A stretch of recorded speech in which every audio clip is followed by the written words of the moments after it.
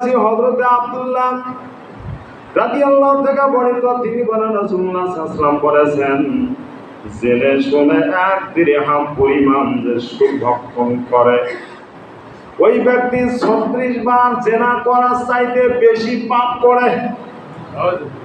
কয়বার জেনা? 36 বার 1 দিরহাম। কয় দিরহাম?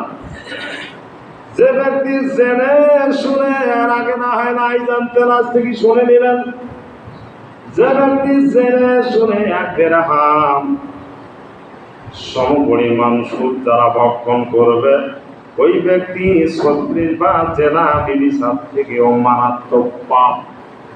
কয়বার? 36 বার, এর চাইতে মারাত্মক পাপ।